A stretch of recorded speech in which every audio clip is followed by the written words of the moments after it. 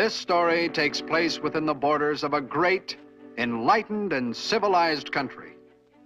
This is the story of a certain city and what it did about this common curse that plagued the land. This is the story of Anyburg, USA. Now, the traffic situation in Anyburg was normal enough. Certainly no worse than in any similar community. But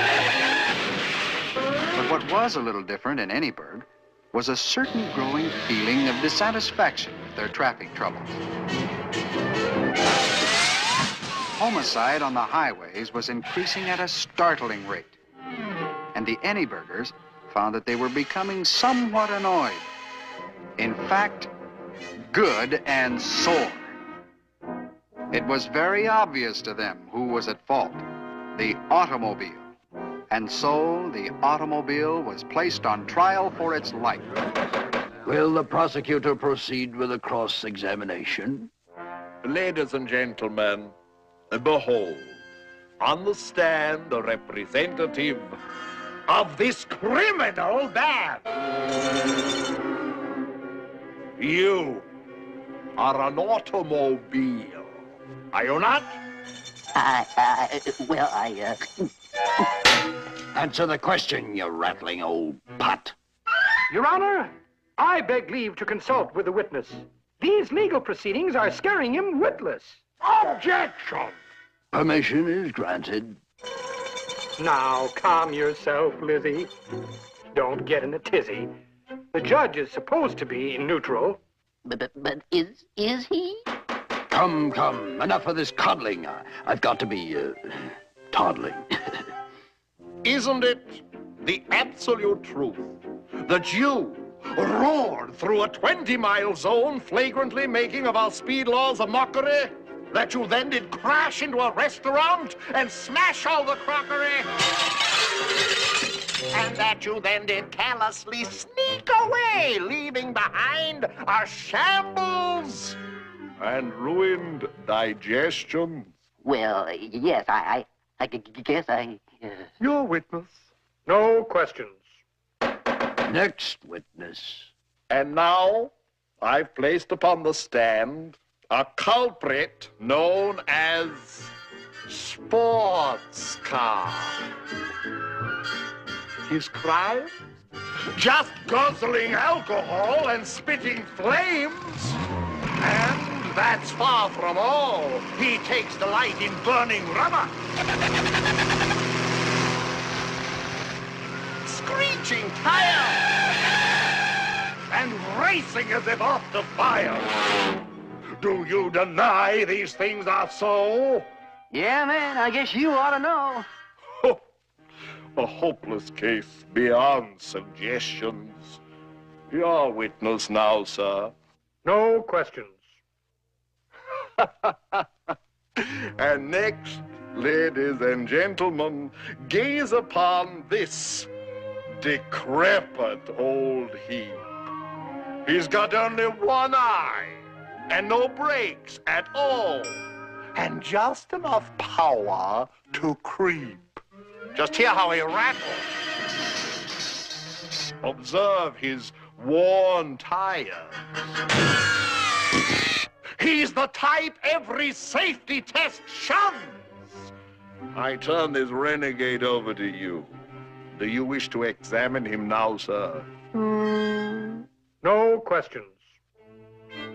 And now, give ear to the testimony of those dedicated, devoted men who tried to help the automobile. Let them proceed with the testimony. I built the cars with bodies of steel. And I invented the safety wheel. We developed safety tires. And windshield wipers the law requires. I'm the father of safety glass. We strove for safety, but alas, accidents continue to grow. And so, the automobile has got to go. Go, go, go, go!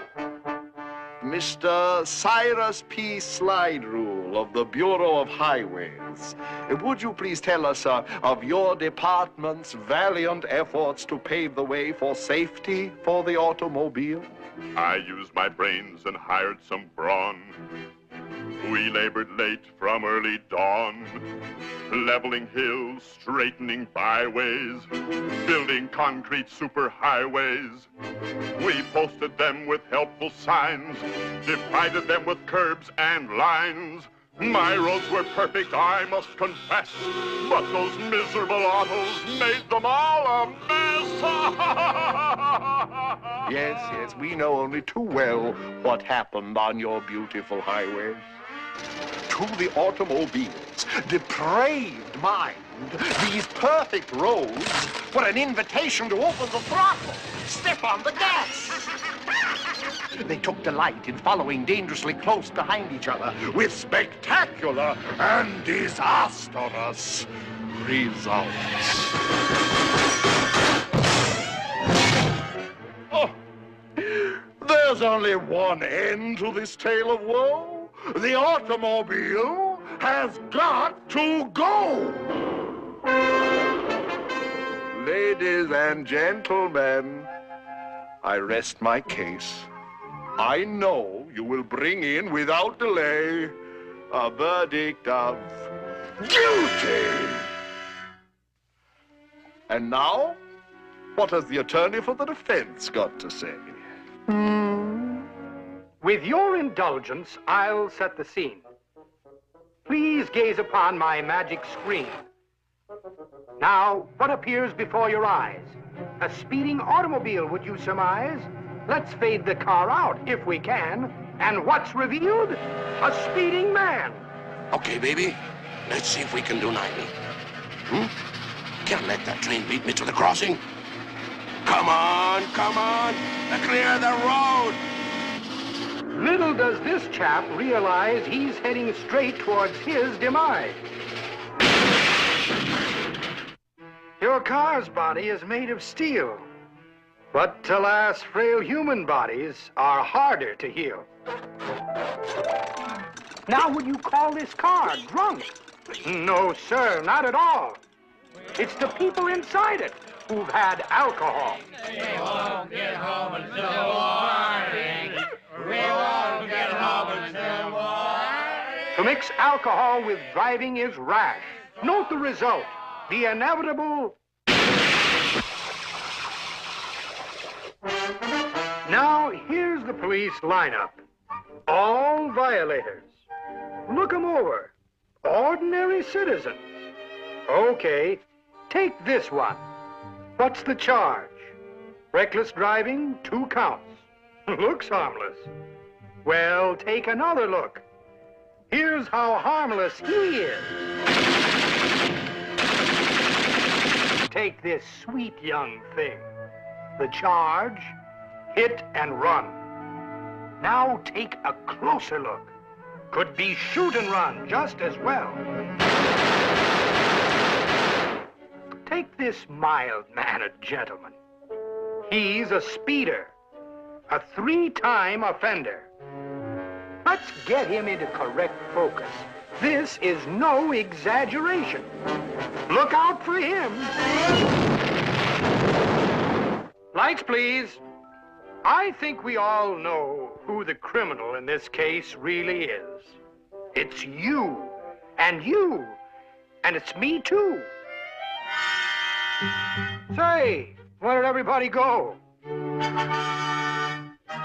Aha, they've seen the light of day. The trial is done, and you have won. The results of this trial were far-reaching. People all over the country took it upon themselves to drive with politeness and consideration.